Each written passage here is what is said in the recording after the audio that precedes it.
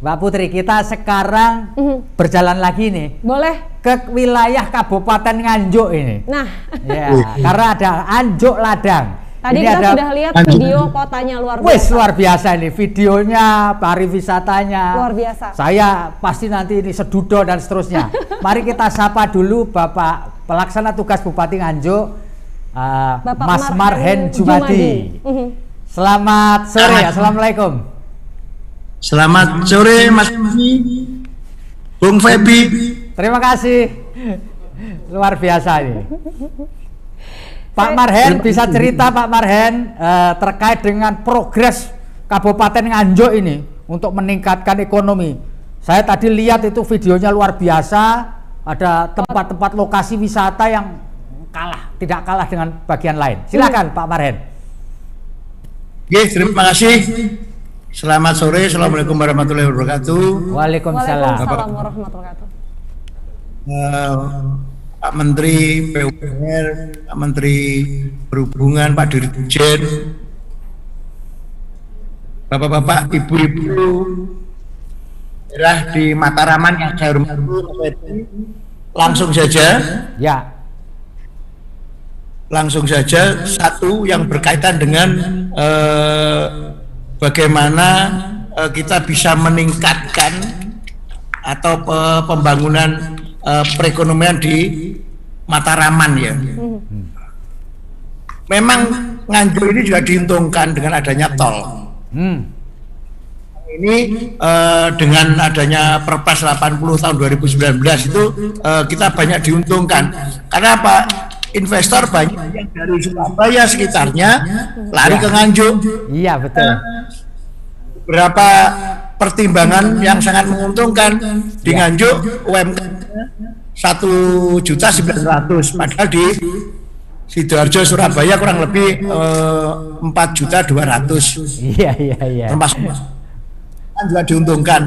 Sehingga saya selalu kalau misalnya jualan itu silahkan pabrik-pabrik di Surabaya atau dijual satu bisa diinvestasikan di Nganjuk dapat 3 malah untung lagi 1. Ini cara kita juga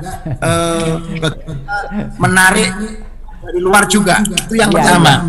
Jika kita menunjukkan yang namanya kawasan industri Nganjuk, ini yang daya tariknya luar biasa.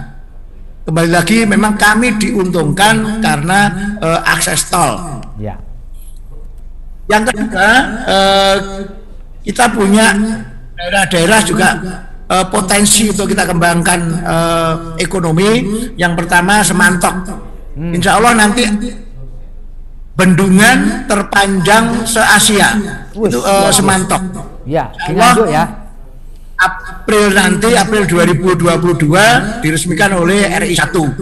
Itu potensi ekonominya bagus, pariwisata, terus kemudian untuk usaha-usaha bisa dikembangkan di situ. Terus kemudian yang berikutnya yaitu Waduk Semantok. Kita mungkin perkiraan saya dua bendungan ya, Margopatut dan Semantok. Kalau di Margopatut di wilayah selatan, kalau di Semantok wilayah utara. Harapannya apa? Bisa mengembangkan multiplier effect. Pertaniannya ekonominya juga oke. Itu yang pertama. Yang kedua. Yang ketiga, kita bentuk kawasan ekonomi Nganjuk.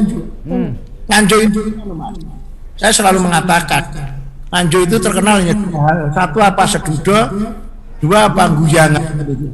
Maka ini menjadi pemicu kita untuk selalu inovasi yang berkaitan dengan apa? Ya, setiap kebijakan harus menjadi ikon. Maka pagi tadi kita sudah peletakan batu pertama yang namanya kawasan kawasan ekonomi Nganjuk, KEN. Itu nanti di alun-alun sampai ke pelosok, sampai ke pelosok stadion. Itu akan dikembangkan.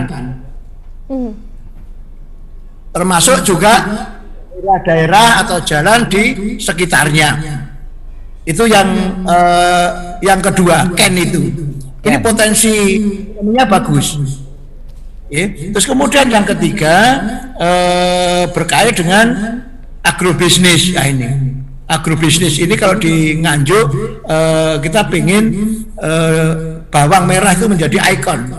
Bawang merah memang awalnya di Nganjuk di daerah Tritik, dikembangkan yang paling cepat perkembangannya di Madiun. Tapi Madiun tidak punya pabrik. Sehingga apa? Di Nganjuk itu porang mulai dari hulu sampai ke hilir ada. Ini potensi berkembangnya bagus sekali karena apa? Porang ini juga bisa ditanam di daerah persawahan. Terus kemudian yang berikutnya yang paling penting yaitu lingkar wilis. Lingkar wilis ini hampir sama. Di kabupaten di Mataraman itu sangat berharap betul karena potensi seperti yang disampaikan oleh Pak Wakil Gubernur tadi, lingkar wilis itu menjadi daya tarik bersama-sama kabupaten yang dilewati, termasuk Nganjuk, Ponorogo, Madiun, Tulungagung dan seterusnya.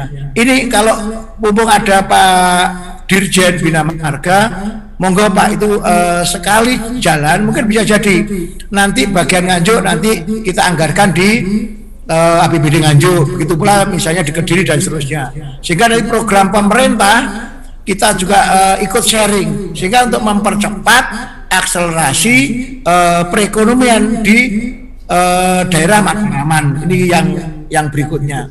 Dan yang paling penting lagi Bung Febi, yaitu selama ini kita itu bekerja sendiri-sendiri. Ya. Kepala daerah kita dengan daerahnya masing-masing. Nah, mari kita mulai di Mataraman ini, yuk kita sinergi dari sisi apa? Ekonomi. Contoh misalnya Blitar punya telur misalnya, kita butuh telurnya untuk kaitan PKH dan seterusnya. Oh Blitar, oke, saya beli dari Blitar misalnya aja. Oh Nganjuk punya apa?